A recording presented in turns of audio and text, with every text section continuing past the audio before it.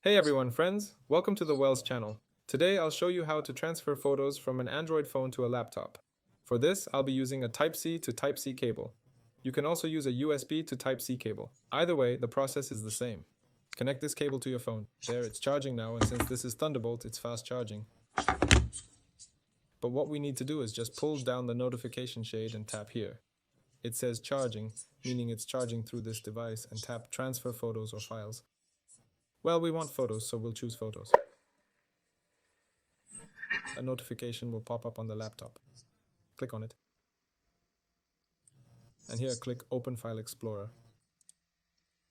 There. And now we can see the storage of this phone. Open it, and here you'll find a Pictures folder or DCEM. There. We want the DCIM folder because Pictures just has, lower resolution thumbnail versions of the full photos. So go into the DCIM folder, and here choose where you need photos from.